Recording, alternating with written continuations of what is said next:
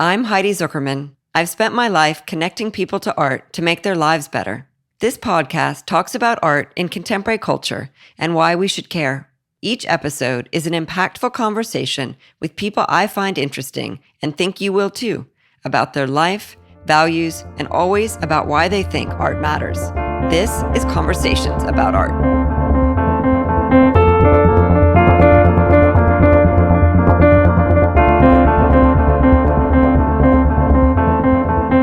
Amy Cappellazzo is chairman of the Fine Art Division of Sotheby's. Prior to accepting the position, Cappellazzo founded art agency Partners with Alan Schwartzman, which in January of 2016, Sotheby's acquired in a groundbreaking deal. Cappellazzo previously served as a market leader in the field of contemporary art at Christie's, where she rose to the post of chairman of post-war and contemporary over 13 years. Here we discuss adult social behavior around art and the future of not-for-profit galas, the pace of museum curating, the highest and best use of anything, a sexy painting by Patricia Cronin, and being an attentive and attuned mother.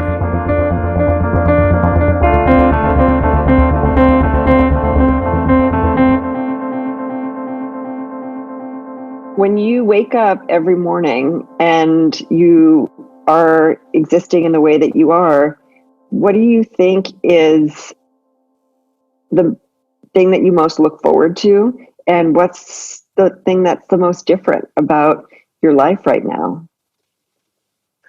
Well, I look forward to, I kind of look forward to cooking, like what meal I'm going to make or things like that. This like carved out person. I did cook in my previous life, but obviously a lot less often. And it's a little more fun now. I don't know. It's a little more interesting. It had the quality of like, oh no, it's Sunday. I got to make something. It's Sunday dinner. Like not in the mood. I really need to chill out, but I'm going to make something. Whereas it becomes a bit more of a project here and it's interesting. It's nice to have my kids home again once we all kind of adjusted to the new environment. There was like a week or so where it was a little shaky. Everyone was like feeling uprooted and like, what was this all about? But everybody's really settled now and in a good place. So I look forward to that. I look forward to seeing incremental projects and the work I'm doing, work, like watching our digital sales be a great success and seeing finally that proper digital disruption in a very old-fashioned print-based live theater business, so that's exciting. I'm excited to see, like, it's interesting to watch all of my colleagues and myself, like, just make this transition to a very new work life and a very new rhythm and a very new, like, the way you energize yourself and motivate yourself has got to be different. Because, like, you could go to the office on 3 hours sleep, completely jet lagged with a big coffee in your hand, and somehow the stimulation of the room and people there and your colleagues like kind of gets you motivated and working. But here it all has to happen from within. That is so interesting. So one of the things that I really felt like kind of defined the early part of my career was, being a mom and having very little sleep. And I would every morning figure out what it was that would kind of get me out of bed and sustain me through the day. And it often was taking things from home. It was honestly often like smelling my kids in this very kind of primal way. Physical primal way. Oh yeah, I know that feeling. Yeah, too. I do. They don't smell like they used to. I'm sure you're aware of that too, right? They do. They do not. Yeah, I yelled at my son for like not putting his laundry. Like, I'm much more domestic now than I've ever been. Like I'm just high into domesticity here. So yeah, I don't, there's sort of, look, I'm so attuned to the rhythms of domestic life right now. Like that part's crazy. Like I don't think I've ever been such a attentive mother. I know that sounds crazy. I'm totally attentive, but I don't, I know every single piece of laundry and every morsel of food and like who went to bed what time and woke up what time. Like I'm not always so clicked into those things. Yeah, so I guess I've never been so attuned to things. Like that part feels really good. Like I'm deep in my own life. Like I'm very in my own life. That part I enjoy. I'm deep in my work. Like I'm deep into Zoom. I'm deep into, like my calls. I'm deep into my clients. I have like a very personal relationship with how everybody's doing now, because it's been this very personal time to check in and gauge everyone's health and wellness. And, I feel like I enjoy being connected. I enjoy talking on the phone. Like we did so much by email and by text for so many years that it's actually fun to just like call. Hi, how you doing? Like it's sort of quaint and old fashioned, isn't it? I had the exact same thought yesterday. I spent all day yesterday. I had one Zoom call, but everything else I did yesterday was on the phone. And they were long calls. No one was in a hurry to get off of them. The conversations were meandering. They were intimate in this really interesting way. They were productive. And at the end of the day, I felt super satisfied. Honestly, I feel very blessed and lucky and very like reconnected in a certain way. Look, I'm not going to lie. Like for us to say there's like a silver lining of COVID is like such a crazy privilege, but it's been in lots of ways. It's been really great. So what part of what's happening now do you think, in terms of our world, in terms of the art world, do you think will stay the same? Well, I mean, the aura of a great object and looking at it alone in a room or in your house or something, art never meant more in a certain way, right? We all can I agree. Say that, I'll say that, but you could actually feel it and mean it. Like what gives you solace? Like what feel, that it never meant more.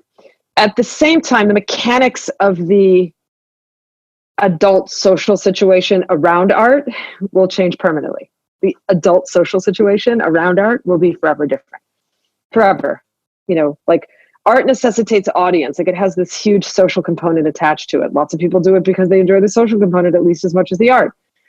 So the opening, the exhibition, the cocktail, the party, the dinner, the lecture, the panel, the screening, that whatever it is, like all of that is going to probably take a very distant backseat for a long time.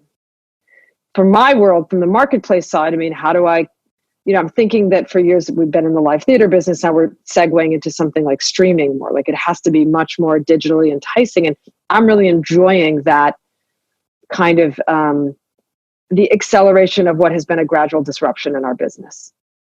So the live theater part is interesting to me because for many years I followed the auctions not actually sitting in the room. I just followed them online. I followed them on my computer. Right. And it's super different being in the room and looking around and seeing, who has a phone in their hand, who's covering their mouth, what's happening. And I think there was definitely a seduction to that. And if people can't be in the same place, maybe it doesn't feel the same. But somehow the idea of like the opening or the gallery dinner or that kind of interaction or the benefit, sitting in a room with 600 people that you don't know, me feels even more problematic, right? Oh, forget it. Ben, I actually am involved with a couple of organizations like Bard Center for Curatorial Studies had to cancel their gala, of course. Like that's, but like the benefit, the not-for-profit angle and what the not-for-profit angle has depended upon to survive is in dire trouble. I think it's very fair to say, dire trouble. I think so too. And your nomenclature around the adult social behavior around art is interesting because that we affectionately I do affectionately refer to it, particularly with my children, as the adult social situation. That's quote adult social situation around art. Are the quotes around adult or around social or around situation? All three.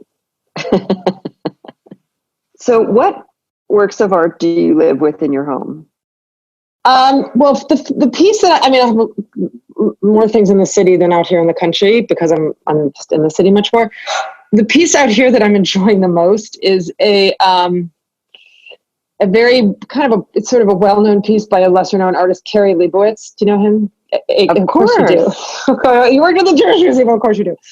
Carrie Leibowitz. But before that, I worked at Tux Gallery. And yes, Tux.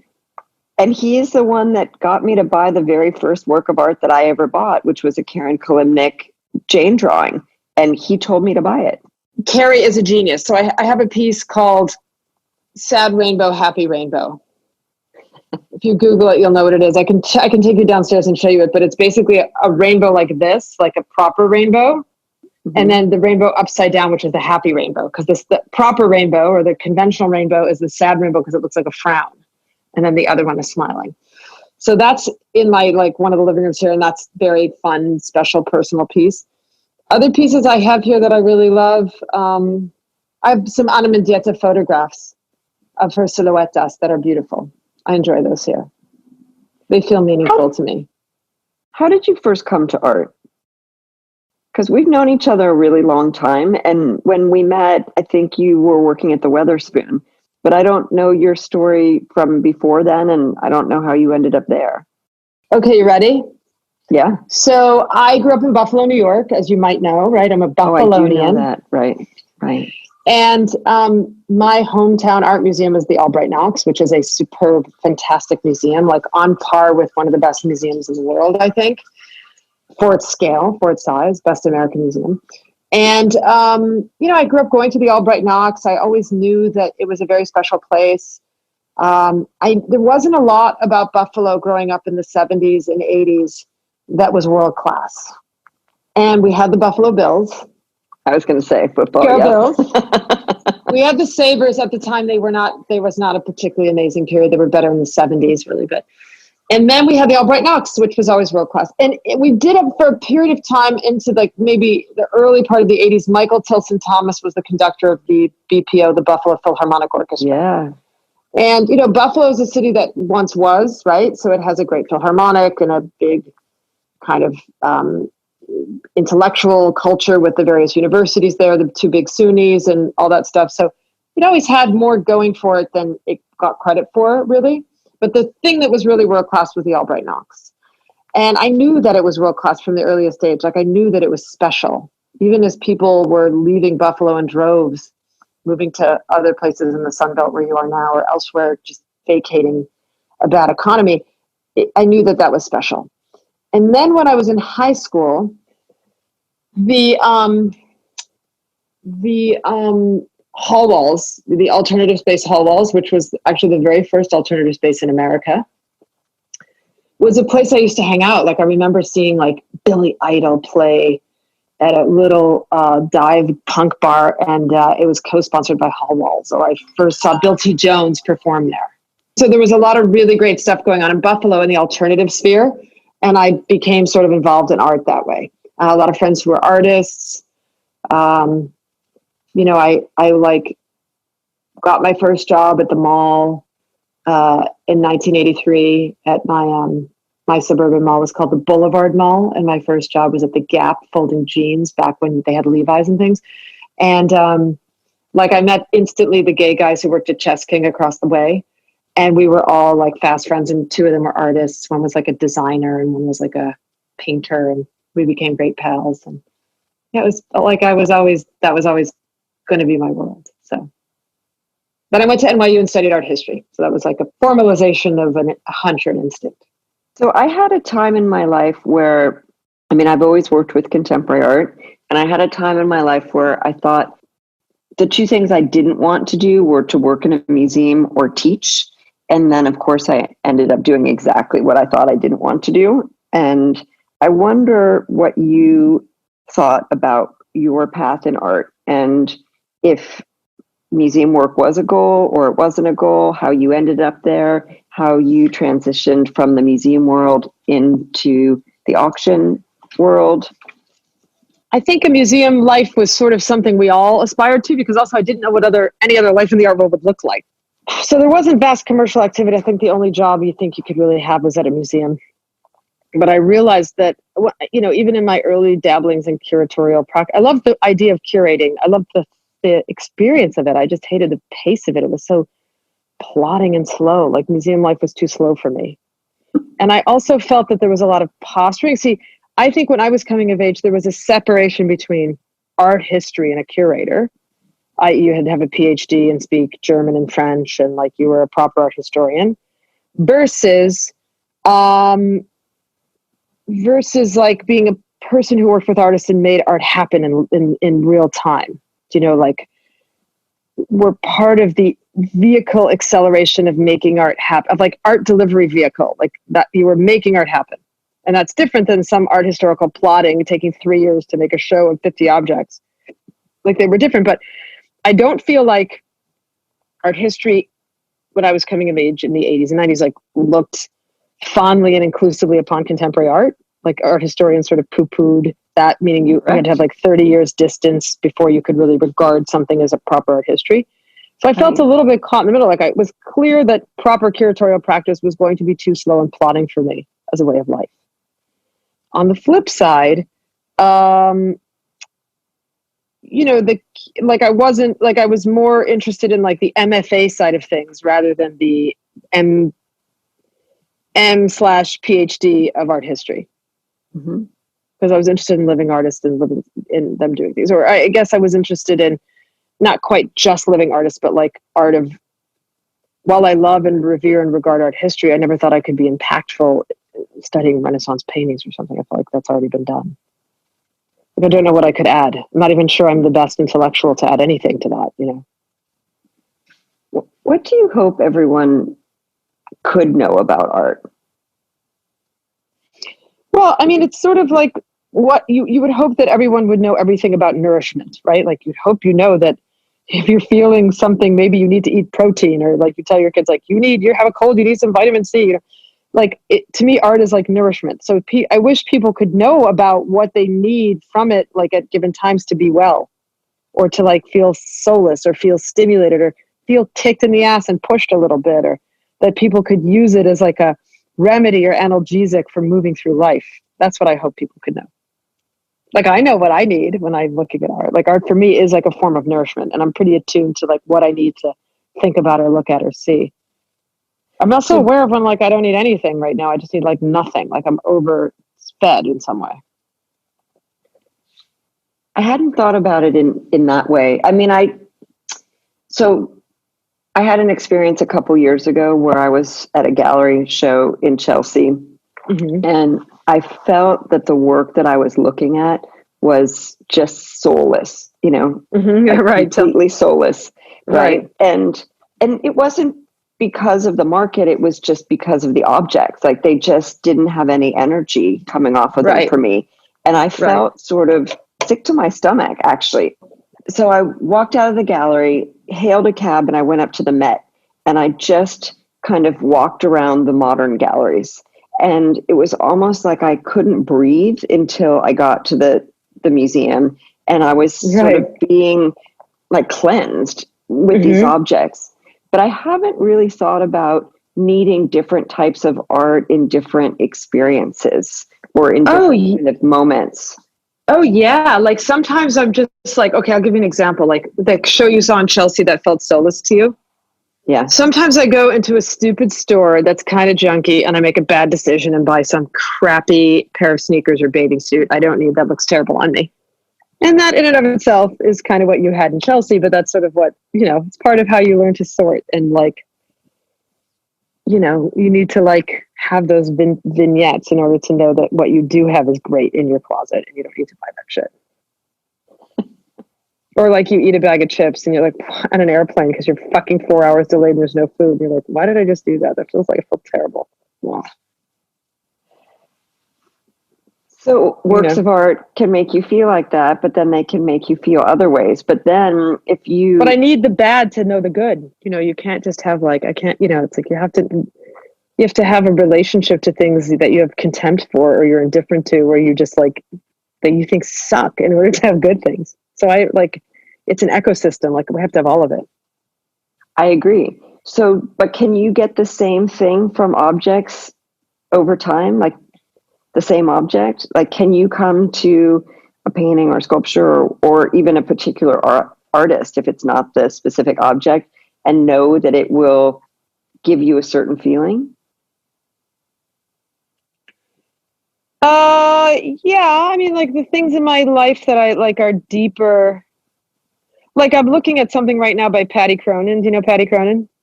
Mm-hmm. Deb and Patty, as in Deb and Patty. Mm-hmm. So I'll show you what I'm looking at just so you can see. So this is in my bedroom in Connecticut right there. You see that? Yes. Now, this used to be a very sexy image to me, and it still is very sexy. Yes. But now, now that I've been looking at it for so many years, to me, it's still very sexy. But it's also formal. So sometimes I just look at it as like a formal study. I'm not really seeing it as something sexy anymore. I'm just examining the formality of it. You know, because I can sort of like, so some days I look at it and it's sexy, and some days I look at it, it's just formal. Like I'm just formally studying the perspective, the positioning of the body. Very hard to paint hands. Most people can never paint hands. Even like great painters can't paint hands, but those hands are good. Like Patty's fucking got it on the hands. So yeah, like that painting. And then sometimes I look at it and I think about the whiteness of their skin, or why did she choose this like rich hunter green background? You know, I don't know. I look at it and I see different, it nourishes me in different ways. Like there's different ways. A good work of art gives like differently all the time. Yeah. There's definitely artists that I know I always enjoy looking at every single time. But I'm going to think more about this and actually use it as a tool. This is super helpful and instructive to me because I hadn't thought about it in that way. And maybe that's one of the opportunities now is I've spent such a long time, I think, broadening my experience and then, you know, periodically deepening it. But what you're talking about is really a kind of refresh on a deepened experience. So, you know, what would it be like to look at an object that I know that I love, but, you know, every day for a year, maybe. Right. Oh, I guess there's a way that I look at things. I'm a foster parent too. Like we get them I have them at the office with me for like 3 months or something, and then we're selling it. That's different versus the objects that I live with all the time. Like that's really, you know, like the ones I live with all the time, I have clearly a more personal relationship. The other ones I can have sort of like idol worship about, you know, like I love them. So like, they're like celebrities or something. They're like famous people in my life, you know, that kind of thing. That's a cool idea. Yeah. I spent a year at Christie's in London in kind of a training program. And one of the things that I really loved there was the fact that I got to touch all these things. And the touching is great. Oh my God, I walk right up to the surface and like touch paint all the time, like Pollocks and Rothkos, and I touch them. I have to feel it. I have to know that. I'm so glad you said that because I remember telling that story to Phyllis Wattis the first time I met her, and she was my patron when I was at the Berkeley Art Museum. She had endowed my position there. And when I told her that story, she was aghast. I mean, she literally put her hands to her mouth and was just horrified that I was touching these objects. So, well, if you have an emotional and sensual relationship to something, it's natural you'll want to touch it. I mean, that's sort of like, duh. Right? You're going to hurt it. You're just touching it. It's like your hands are clean. I mean, you're going to be like safe about it, you know. You're going to hurt it, harm something. Come on. No way. Tell me a time that I don't really care that much about celebrities, but every once in a while there's someone that I've met that, you know, I really was excited about, or my heart was kind of a flutter. And for me, that would probably be when I met Robert Rauschenberg and was, you know, introduced to him, and he took my hand and he kissed it, and then he put it up to his face and he held it kind of next to his chin. Do you have a story that is like that with an artist or? Oh yeah. Do I have stories like that? Sure. Like who? Well, Rauschenberg, you could tell he was such a lover. You know, he was like a super sensualist for sure. Who did I meet that was like an artist celebrity? Yeah. Well, or someone funny, just that totally. I was like, oh my God, I'm in love with you. So you might have seen in the New York Times, there was this great article that was published yesterday by Gabrielle Hamilton about Prune, right? Okay. So I count her as a, someone I know, and, I'm happy to see when I see her. I'm like, I wouldn't say I was a super regular at the restaurant, but I had like a birthday party there, and it was like my favorite place to go, you know, whenever I could sneak away and get downtown and go to my favorite restaurant. And I actually sent her an email last night when I read the article. But when the first time I met her, I was absolutely starstruck. Like I haven't really, like I really admire her in every way and loved her book, Blood, Butter, Bones. And I just like her whole spirit and way is I had her up here. She was up here for like a performance, and I took her to my yoga class last summer. And yeah, she's pretty special. So that's like kind of a very serious person I consider to be a serious, great artist who I admired and was a little starstruck by. Who else is in that camp? I mean, sometimes I feel like meeting artists, they're just people, right? So like sometimes they're disappointing as people. Sometimes they're just like drunken out of it and behaving a little bit asinine, whatever. So I don't inherently always want to meet artists. I'm not one of those people that needs to always meet them. If I can love their work and not really want to meet them at all. Who else have I met that was just like genius, like amazing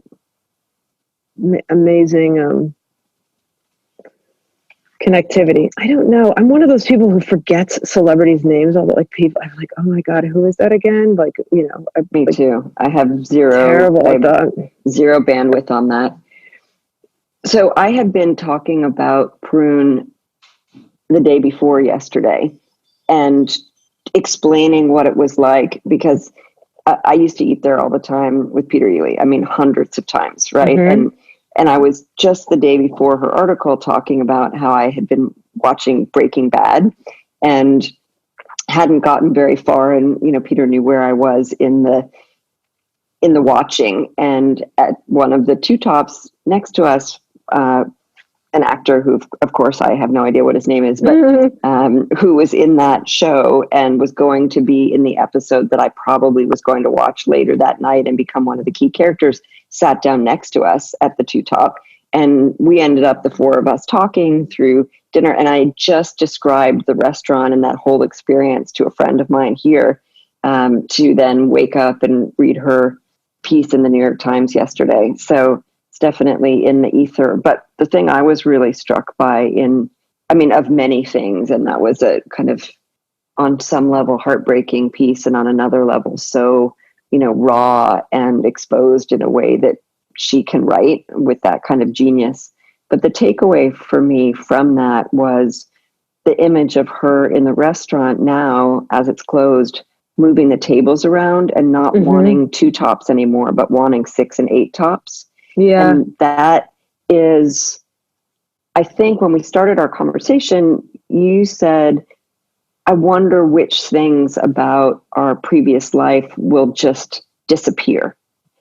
And somehow the two tops there for me were about the unintentional bumping into like people that you don't know, but then sort of merging together.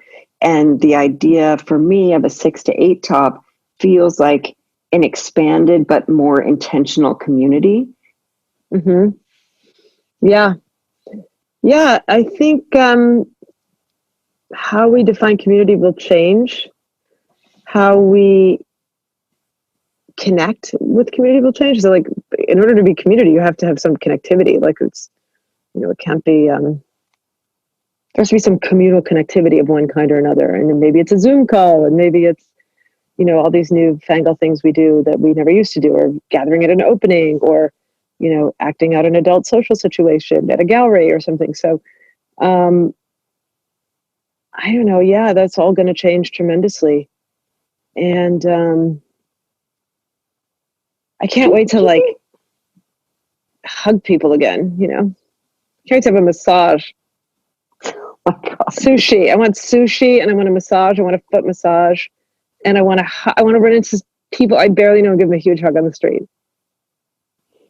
Do you think you can develop a relationship? I mean, I guess maybe this will show my generation or whatever, but I was going to say, do you think you can develop a meaningful and sustainable relationship with someone over a video conference? I mean, I feel like part of how we can have this conversation today is because we have this pre-existing friendship over a long period of time. So I know you know me, but do you think you could start with someone that you've never met before? Yeah, I mean, I guess it's a little bit like, hey, what are you wearing? Like those sort of, hey, honey, what are you wearing? Like, I don't know. I guess so. Yes, I think people could fall in love via letter, and I think people could, fall in love via telephone or connect, call it via telephone. And I suppose this way, of connecting would be meaningful to lots of people. I mean, maybe we're just too old. Like we have other attachments to smells and, like oral, AURAL experiences. But I mean, to our children, yeah. I mean, they don't even know how to talk on the phone properly. We know that. They're like, they don't have long conversations on the phone. Well, honestly, I didn't have long conversations on the phone the last few years. Somehow I felt like calling someone on the phone was invasive, But you at least knew how to. I mean, you at least of course could. Okay, right. It was like in your muscle memory to have a long phone conversation and catch up with someone. Or, talk to an elderly person who's not sending epic emails or texting you or on social media and just catch up with them, Yeah, but like we have the experience of like being in high school and hanging on the telephone with our girlfriends all night, like they don't do that. No way. Yeah, it's true. Propping the phone up next to the bathtub and just, right. Oh, totally. Yeah. While you're brushing your teeth. I mean, having someone keep you company, right? Not in your space. Totally. And we had this like extensive, you remember the cord, the wiggly, squiggly cord? Yes. We had this, my mother got like a triple long and we had this like huge cord that could, before cordless phones where you could, I could like, I could literally walk from the kitchen to like 3 bedrooms away with this big cord. God forbid you got caught in the middle, you'd get hung. It was such a like big, like a clothesline, like running through the house. So yeah. We had the exact same thing. And I remember my sister and I, our bedrooms were across the hall from each other, and you could see the cord like go into the room, with the door shut. And then you would just wait, for that to get hung up so that you could grab it and make your own call. It's like your turn. Right. Exactly. Right. It's such it. Well, that's the other thing that we're experiencing, right? Like because we're sheltering at home, there's this intimacy of physical space and movement among the people within the space. That's just unheard of. It's just like amazing to have. This is much more reminiscent of how we all grew up, where I'm home. I'm like a stay-at-home mom, except I'm on Zoom all day and phone calls. My kids have both gone to boarding school, and this is the first time in 5 years that we're all in the same house together. And I also am attuned to how long they take in the shower and what kind of music they listen to, and overhearing conversations with their, friends or how they are in class. And that kind of insight is really cool, Yeah. It's cool. I mean, it's not totally unself-conscious because, we're in a different space. Right. And so people, I don't think have totally relaxed into it to the point of being completely unself-conscious. They're, they know their voices maybe carry or there's, there's still a little awareness about it. Whereas when we're in our own house, I think it's more free and, there's singing or whatnot, but I still like that, like the wafting through the house of the overheard, conversation or laughter or song. Yeah. This house it has that too. This house has that. I mean, this house I'm in now has that particularly. And like, there's a lot of theater in this house. Like, there's a lot of just the way it's laid out, and there's like big, great rooms. Got those suburban-y, country housey features. But yeah, I was just thinking of my son, or like how the dogs run around. The dogs are like the center of everyone's life. Like we couldn't live without them. I am never living without an animal ever again. So I love living with my dogs. They're the best. That's one of your takeaways. Oh yeah, I've known that now for a little while. I've had them for a while, but well, let's just say that kind of thing becomes of magnified importance right now. The comfort and calm that an animal brings. Like petting an animal lowers your blood pressure. We know this scientifically. I feel that acutely right now. My dogs are one of the few points of physical contact. I have my partner, our children, and my dogs. I don't hug my friends anymore or high five a colleague or something. What would you say? I touch paintings though. We're going to be, we're secret collaborators on that forever. So now that I know that about you. Yeah. What would you say, other than your kids, you're most proud of in your life? Oh, that's a really big question. I don't know. What am I proud of? I mean, like personally, I try to do the right thing. So, I guess I have an extended network of people I care for, family and friends. And so like making sure they have what they need. And like, I like thinking that I've done the right thing to help people because I've been able to, I'm proud of that. What else am I proud of? Like professionally proud? I feel like I'm too in the middle of like whatever I'm supposed to achieve to really assess that. But I mean, I like doing deals. So when I get deals done, I'm proud. Like some deals are really complicated and tricky. And when you get them done, there's a lot of gratitude and sort of pride in the fact that you got it done. Like it's like a real self-fulfilling moment.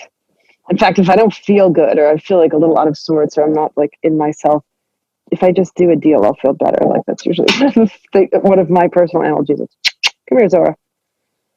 So, but what am I proud of? I'm a hard worker, so I'm proud of like my work ethic. Yeah.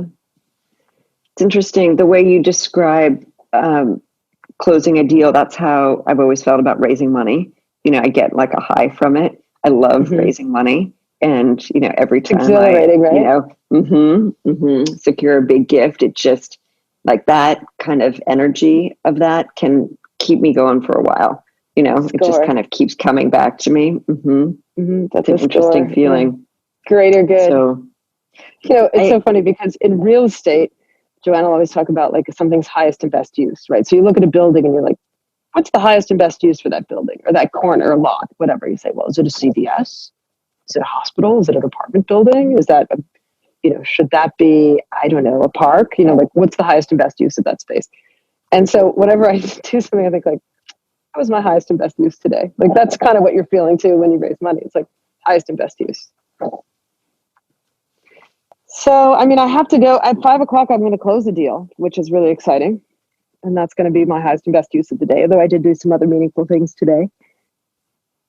I have like administrative things are never my highest and best use. That's like I have to do it. And I end up doing a fair amount of it, both personally and professionally, but like I fucking hate administrivia. Like I'm terrible. So, but I have some administration to do after that, some fixing. I'm not a gifted administrator. Or let me say I'm adequate and I'm a reluctant administrator. But it's important to have people around me who are good at administrating. Do you associate administration with fixing? I see those as two separate things. I see fixing more as like diplomacy. Well, there's something I would call administrivia, which is the regular busy work needed to administrate. So what is that? Like filling out health insurance forms for reimbursement. I don't know, something like this. This is like administrivia. Or at work, it's like booking travel or compiling an expense report or, setting up a Zoom call and like sending out the calendar reminder for like, that is administrivia for me. It's such a terrible use of my time because I'm not even that good at it. And then administration can be like something needs process attached to it. And you need to attach process and bring it to a certain fruition. So that's administration versus administrivia. Why do you think art matters? Well, if it doesn't, what else does, really? I mean, I'll just put it that way. Probably because while I like to think of myself as spiritual and interested in culture and tradition and ritual, I'm not really interested in, I'm sort of an earthly creature, I'm not really interested in God or anything like that. So art fulfills all that for me. Like it's an organizing principle. So yeah, I can't, why does it matter? Like what the fuck else? If there's no art, like, actually I'll invoke something I'll tell you a very funny story that answers this question this is going to be a very Talmudic, actually it's more like the Mishnah, like a very moralistic kind of way I'll tell the story. So one time I did this project in Israel as a young curator. I worked on an exhibition of contemporary Israeli artists with an Israeli curator called Tammy Katz-Freiman, and the show was called Desert Cliche, right? I remember So we go see this artist up in It's En Harad, which is in the north. It's like in the Galilee. It's and there's a beautiful kibbutz there. And it was built, and this artist was like associated or had a studio on this kibbutz, so I went to go visit. And it's like gorgeous. Like it was done in this Bauhaus style, just as must have been around the late 40s, just as the formation of Israel's. Maybe it was more, would have been even a little bit earlier. And then some of the buildings dated more from that modern, second tier modernist style coming out of that. But I believe the kibbutz was formed in the era of Palestine before the British Mandate and all that in 48. So, God, this gorgeous, I can't even believe how beautiful it is. Like, there's not a lot in Israel that's like beautiful exactly. That's not ancient, so beautiful. And I was talking to this old woman who had lived on the kibbutz all of her life and had been there forever. And I said, God, it's amazing when the country was under so much strife and so much struggle and hardship that they built this gorgeous Bauhaus art gallery and studio space on this kibbutz. And the woman said to me, sort of in that very tough, Israeli Sabra style, she said to me, well, if we can't have this art gallery, then this country isn't worth fighting for. It was sort of like, it made all the sense in the world to me, right? So like, if we can't have art, what else is worth having or fighting for? Like, what the hell else are you going to fight for? So what other principle would matter as much as the freedom to create and express an idea and exist in whatever form for as ever long as it's meant to express that and represent that? Like, how fundamental is that? It's like breathing air or something. Like, okay, this feels right. I don't know if I've explained it articulately, but that's sort of where I was coming from. I always find you articulate and authentic, and I always enjoy talking to you. And I have told you many times that when I look back on the course of my life, you are one of the people that I think about as having had a significant impact on how it got better, frankly. So I'll always be grateful for that. Wow. I feel so, thank you. I'm happy I could have played that role. I feel really honored. Really. I mean, that's huge. Well, I think that we show up every day and, do the best we can and, live with integrity and, hopefully tell the truth and be our best selves. And, oftentimes I think we don't know the impact that being like that can have on someone. And I just want to take the time, to sort of in a public way, tell you that you've done that for me. So thank you. I mean, Heidi, I feel like you're a sister friend partner in the art world, and we've all come up together, and we're all the same kind of age and station, and have kids about the same age, and like it's been great to walk that path. So personally and professionally. So high five. Thank you. A virtual high five, and yeah. As we take the time to think about what matters to us, and where we've been and where we want to go, I think it's important to take stock of that. And, to talk about museums, when I worked at the Jewish Museum, which is when you were working at the Weatherspoon, the people who didn't like things were always the loudest. They were the ones who always complained, and the people who, benefited and loved things, never really said anything. And it's from that moment that I realized that, I always want to say something when I appreciate what someone's done. So yeah. Oh, that's so sweet. Thank you. I'm grateful for that. I'll take that into the rest of my day positively. Thank you. So nice to talk with you. Likewise. Thank you. Let's do it again just because. Conversations About Art is part of Heidi.art, a multi-platform project that connects all to art through a podcast series, books, talks program, brand collaborations, TV, and more. This episode was produced by Simon Illa. Our theme music was composed by Eric McDougall. Blake Migden assists with social media content editing. If you like what you heard, Please subscribe and review us on whichever platform you listened, as it helps us further our goal of connecting all to art. We will be back again every Tuesday with new episodes. Thanks so much for listening.